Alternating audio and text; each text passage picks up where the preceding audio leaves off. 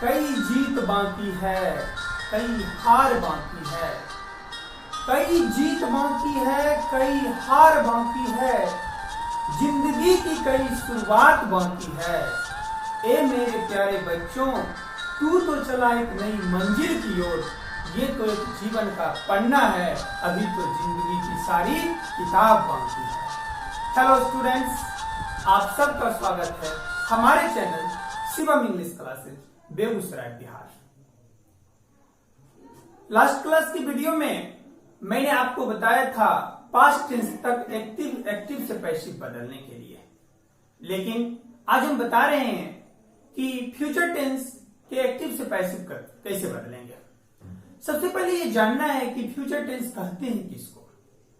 हम जानते हैं कि future tense when an action generally denotes in future time, जब कोई कार्य सामान्यतः फ्यूचर टाइम को डिनोट करे तो फ्यूचर टेंस कहलाता है।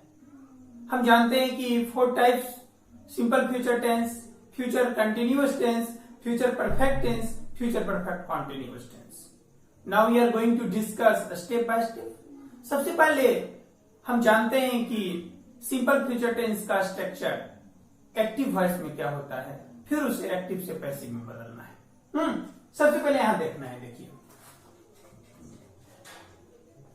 Simple future tense. Simple future tense,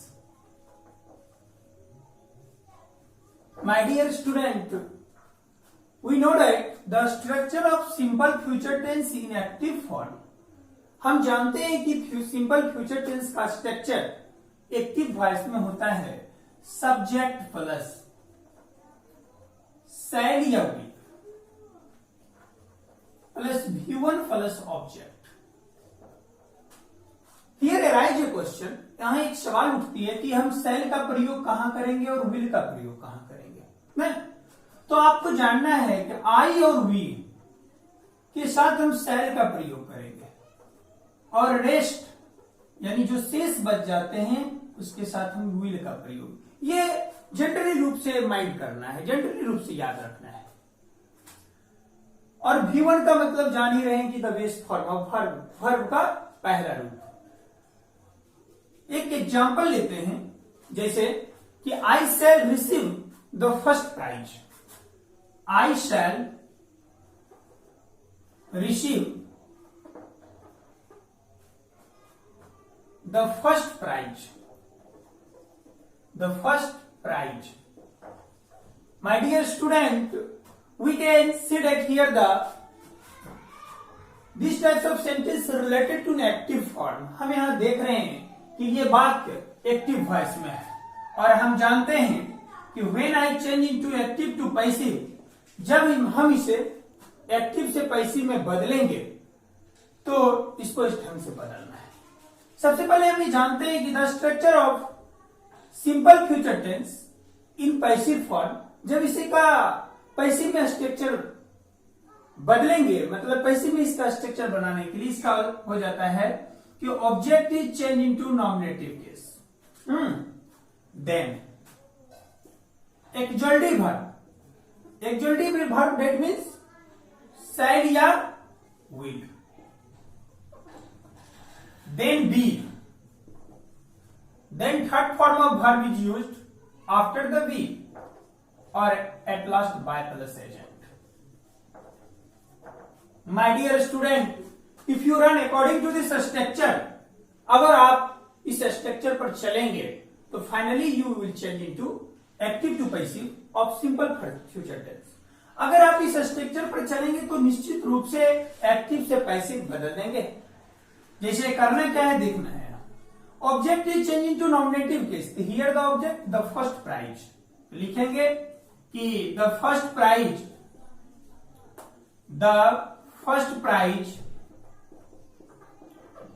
what types of adjective verb here used? Will। the first prize will be। receive का तीसरा रूप received। the first prize will be received by। I बदल जाएगा B में। Any problem? तो ये रहा आपका एक्टिव से पैसिव, इसका सिंपल फ्यूचर टेंस। एक और एग्जांपल इसे लेंगे, I shall write a novel. Write a novel. We can see that here the sentence active form. यहां देखते हैं कि वाक्य एक्टिव वॉइस में है, ये एक्टिव फॉर्म में है। जब इसको एक्टिव से पैसिव में बदलेंगे तो इस ढंग से भी बना सकते हैं। यू इधर आया और यू उधर गया। यहां देखो हियर द नॉवेल है ना, इसके हिसाब से पहले जल्दी वर्ड क्या होगा, शैल या will plus B plus B3 और प्लस बाय प्लस एजेंट। यहां नॉवेल आया नॉवेल, ए नॉवेल।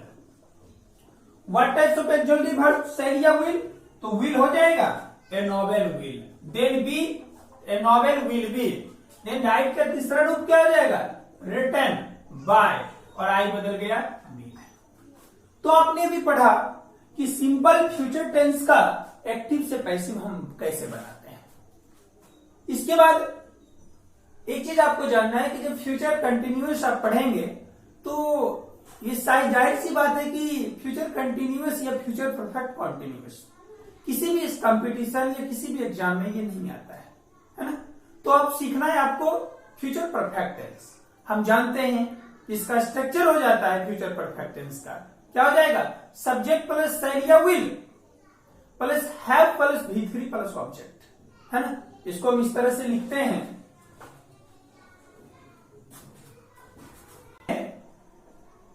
फ्यूचर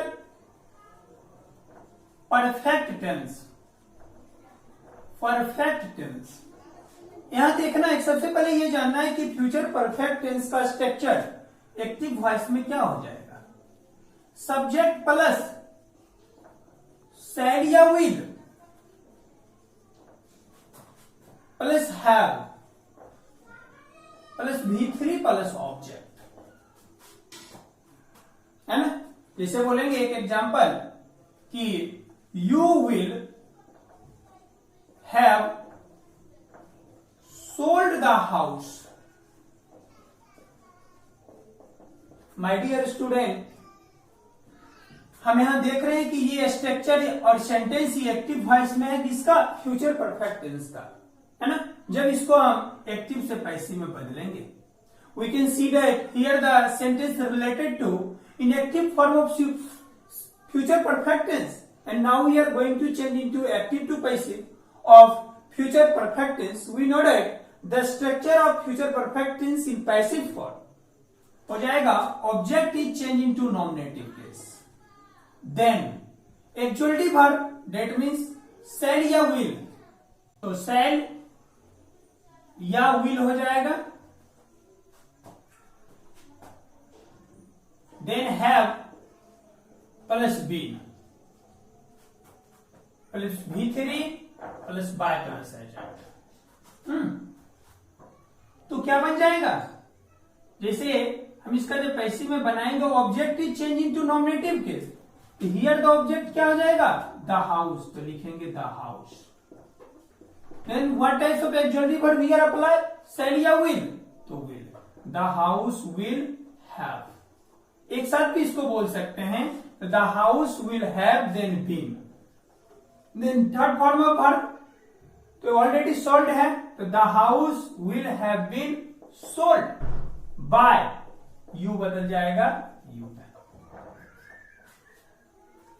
इसे एक और एग्जांपल लेते हैं, I shall have taken tea, active form में, और आप फिर इसको यू इधर आया ना, तो एक्टिव से पैसिव जब इसको हम बदलेंगे तो क्या हो जाएगा, यहां पे टी, इसके हिसाब से क्या हो जाएगा, शैल या will plus have plus will plus V3 plus by plus agent. Shall या विल डिसीजन ले लेना है, टी के साथ will then have been taken by, I बदल जाएगा मीट। तो इस तरह से आपने पढ़ा फ्यूचर परफेक्ट टेंस। अब आपको टेंस वाइज आप पढ़े, अब आपको बताएंगे passive of model exclusive verb. Actually verb आप जानते ही हैं, ये सब is, are, am, was, were, has, have, had, do, does, did, shall, should, will, would, can, could, may, might, must, dare, need not, use to, ought to. तो अब आपको बताएंगे पैसिव ऑफ एक्चुअली और मॉडल एक्चुअली वर्ब में इसका passive बताते हैं। तो सबसे पहले passive of model actually verb जानिए। Passive of model actually verb, actually verb, इसका स्ट्रक्चर हो जाता है एक्टिव वॉइस में subject plus model actually verb, model actually verb, then V1 plus object. जैसे एक एग्जांपल लेते हैं कि वी शुड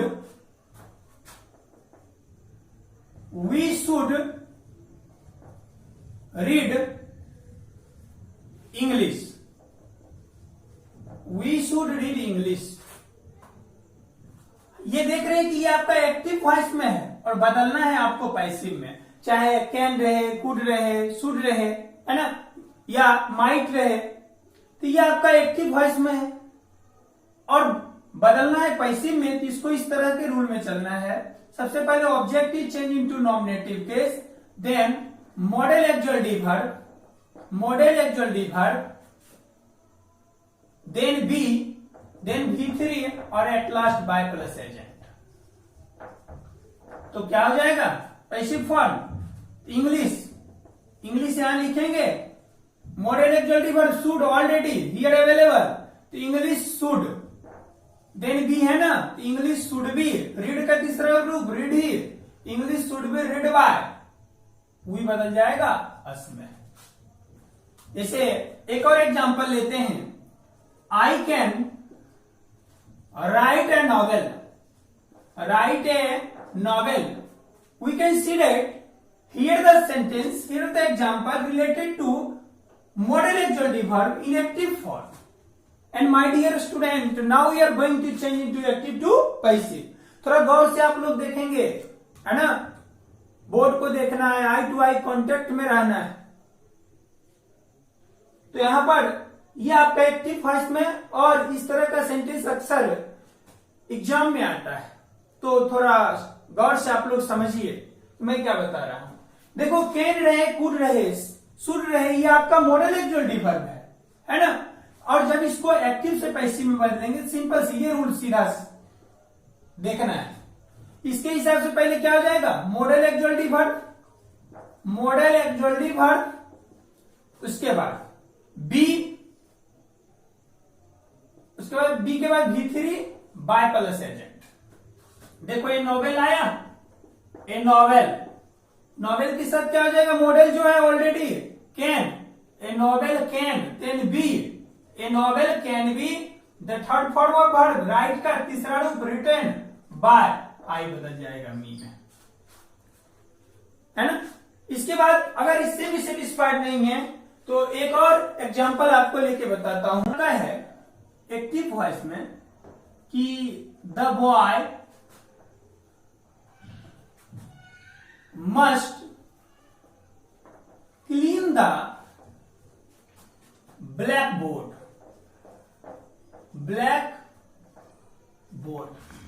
डियर स्टूडेंट यहां पे देखना है कि ये आपका एक्टिव वॉइस है ना, मस्ट का प्रयोग किया गया है। कौन सा मॉडल एक्चुअली वर्ब, यहां पर मस्ट का। देखिए अक्सर बच्चे के बीच में पढ़ाते वक्त हो सकता है थोड़ा अगर कंटिन्यू लिखते हैं तो मतलब बच्चे लोग थोड़ा लगता है कि लगातार बता रहे हैं, समझ में नहीं आ रही है, तो आप लोग वीडियो को वहीं पे रोक लीजिए, है ना, तब देखिए। क्योंकि बच्चे को अक्सर उबने की ज्यादा क्षमता होती है, उब जाते हैं, उबना नहीं है। मैंने पहला एक मोटिवेशन कोट्स बताया था कि कोशिश कर हल निकलेगा, आज नहीं तो कल निकलेगा। आप लोग कोशिश लगातार करते रहिए, है ना। मेरे नजर से नजर मिला करके आप बात कीजिए, जो बच्चे हमसे पढ़ रहे हैं वो उस क्लास की याद आ जाएगी, है ना। लगेगा घर में बदमाशी ना करें। जहां से आप वीडियो देख रहे हैं।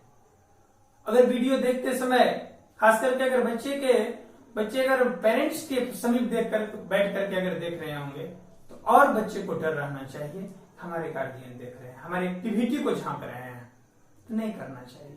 और गौर से देखिए, फिर से समझ में आएगी, जरूर आएगी।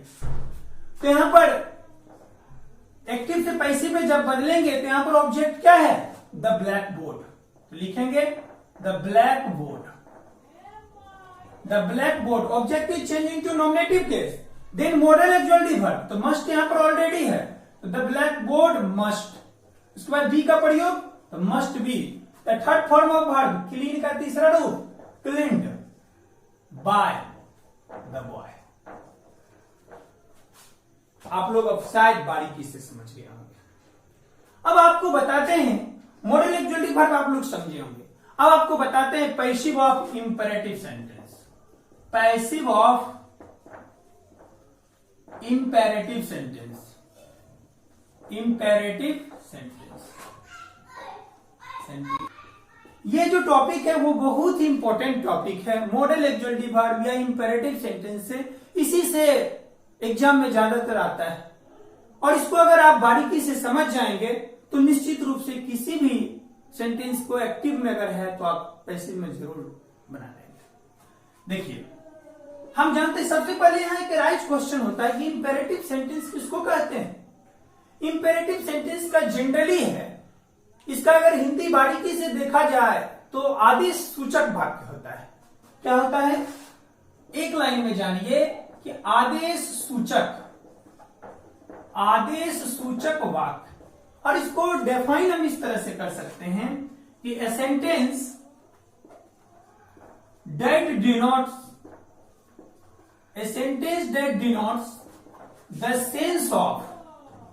The sense of order, advice, request, prohibition, etcetera. आप लोग जान रही हैं कि ऑर्डर जो होता है यानी कमांड, एडवाइस सलाह जिसको आप सजेशन कहते हैं या सुझाव, रिक्वेस्ट विनती, या प्रोविजेशन जिसको रोक कहते हैं या मना।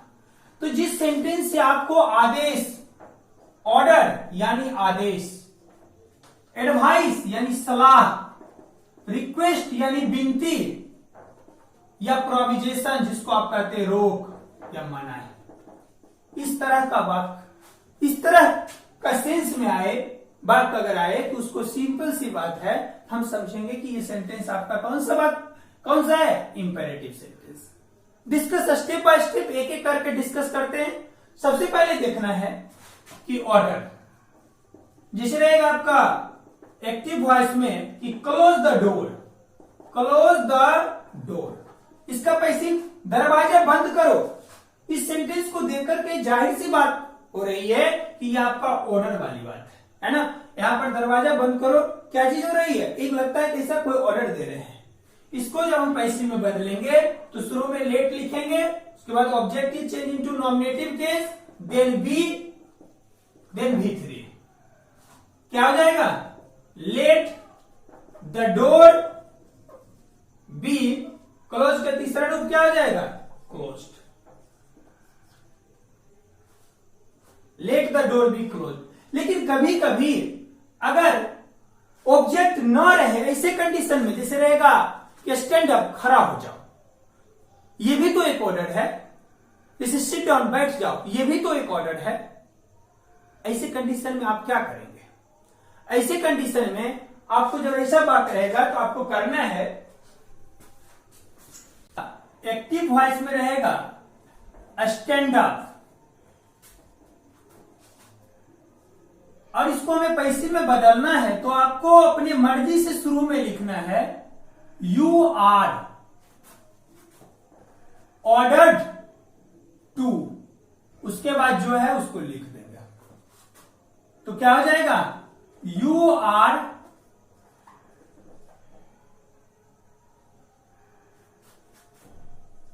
ऑर्डर्ड टू स्टैंड अप, है ना। और जब आपका एडवाइस वाली बात रहेगी तब क्या करेंगे? एडवाइस, जिसको आप कहेंगे सजेशन। देखो एडवाइस में जैसे एक्टिव वॉइस में रहेगा कि help the poor, help the poor, गरीबों की मदद करो। और इसको जब हम पैसिव में बदलेंगे तो सबसे पहले object is changing to nominative case, then should का प्रयोग करेंगे अपने मर्जी से, should, then be, then V3 और देन V3। तो क्या आ जाएगा? हेल्प द पुअर, यहां पर लिखेंगे द पुअर, पुअर के साथ शुड होगा ना, the poor should be, help का तीसरा रूप क्या होगा? Help, the poor should be help. जब आपका रिक्वेस्ट वाली बात रहेगा तो अगर ये चीज इसमें देखना है, अगर ऑब्जेक्ट न रहेगा वैसे कंडीशन में क्या करेंगे? जैसे एक्टिव वॉइस एक रहेगा कि वर्क हार्ड, कठिन परिश्रम कीजिए, तो ऐसे कंडीशन में अपने मर्जी से देंगे you are advised to, advised to, उसके बाद जो बच गया वो लिख देंगे, क्या हो जाएगा? You are advised to work hard, work hard, आपको सलाह दिया जाता है कि कठिन परिश्रम कीजिए। और जब आपका रिक्वेस्ट वाली बात, सीधी सी बात जानना है कि रिक्वेस्ट में दो चीज आपको पढ़ना होगा, या तो प्लीज या काइंडली। जैसे please give me a glass of water, तो जब इसको हम पैसे में बदलेंगे तो प्लीज या काइंडली हट जाता है, प्लीज या kindly should be remove. Request में जैसे एक्टिव वॉइस में रहेगा कि please give me a glass of water, A glass of water, ऐसे कंडीशन में प्लीज रहे या काइंडली, दोनों का दोनों हट जाएगा पैसिव में, और आप अपने मर्जी से देंगे you are requested to, you are requested to give me a glass of water, give me a glass of water. और प्रोविजेशन जो होता है इसमें रोक होता है, मना होता है, जैसे बोलते हैं डोंट प्लक द फ्लावर, फूल को मत तोड़ो, है ना। ऐसे कंडीशन में जैसे आपको सेंटेंस रहेगा प्रोविजेशन में कि डोंट प्लक द फ्लावर, तो इसको क्या करेंगे? Let the flower not be pluck. जब नेगेटिव इसमें रहता है नोट बी का प्रयोग हो जाएगा और let the flower not be pluck, ये आपका प्रोविजेशन होगा। तो आप लोग यहां तक पढ़े आज के वीडियो